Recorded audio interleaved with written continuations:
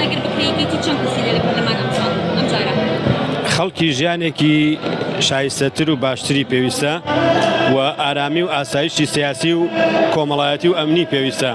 هەڵبژاردن یارمەتیدەرە بۆ ئەم پرسە و هەڵبژاردن پرۆسەیە کە وەسیلەیە بۆ ئەوەی بتوانین ئاسایش و استقرار و کاری پێکەوەی ئەنجام بدرین.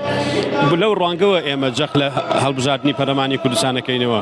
خۆی ئێمە ئازانین کە بۆ نای کەم یەکێتی 50 کورسی ناهێنێتەوە وەکو خولی یەکەمی پەرلەمان، بەڵام یەکێتی پەرۆشی ئەوەیە کە دامەزراوەکان نوێ بکرێتەوە، حکوومەت لە حکوومەتێکی کاربڕێکەرەوە بێتە حکوومەتێکی کارە، سەرۆکایەتی هەرێم سەرۆکایەتێکی نوێ هەڵبژێرێتەوە و پەرلەمانێکی کارا بتوانێت هاوسەنگی بپارێزێەوە بە فعلی بێتە مەرجعی سیاسی و یاسایی لە هەرێمی کوردستانە.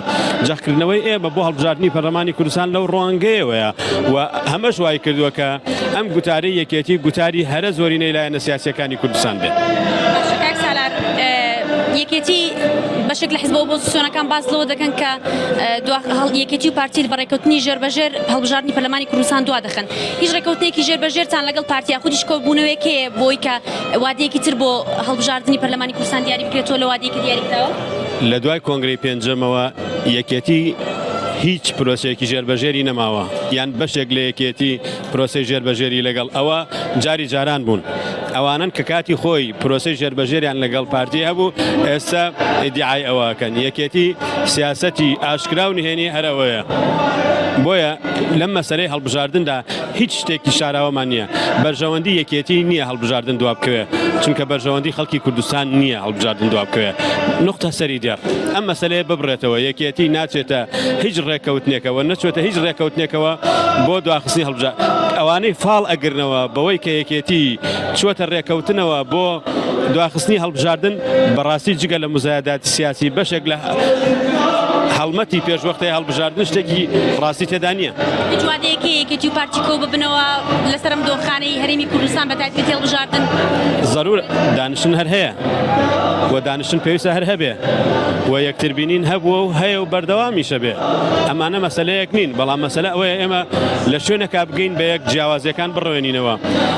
دواخستنی هەڵبژاردننی پەرلەمانی کوردستان لە بەرژەوەندی هیچ لایەک نییە بە پارتیشەوە، بەڵام پارتی دیدگایەکی تری هەیە ئەو بۆ خۆی ئەمێنێتەوە، چونکە دوجار حەزب پێویستە بۆ بەرژەوەندی خەڵک کار بکە. ئێوە حەزب بەر لە هەموو شتێک بۆ بەهێزکردنی دامەزراوەکان کار بکە. ئێمە لەگەڵ ئەوەن پەرلەمان بە فعلی مەرجعی سیاسی و یاسایی بێ، بە میزاجی هیچ کەسێک و هیچ لایەنێک مامەڵە لەگەڵ پەرلەمان نەکرێت، دا بخرێ بکرێتەوە و دوا بخرێ دوا نەخرێ. هەموو ئەمانە ئێمە کەلتورێکمان هەیە، ئەمانەوەی کۆتایی پێبێ، کەلتوری دواخستنی هەڵبژاردننی پەرلەمانی کوردستان و کەلتوری درێژکردنەوەی ماوەی پەرلەمانی کوردستان. ئەمە کەلتورێکە لە ڕابردووە یەکێتیش ئەگەر بەشێک بوو بێ ئێستا بە یەکێتی بە جدی مراجعی خۆیەکە.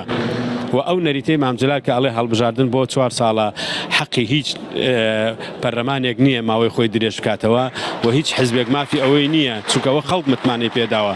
ئەمە گوتاری مامجلالە. ئێمە ئیتر لە ئێستا بە دواتر لەسەر ئەو ڕەوتانە کارەکەین.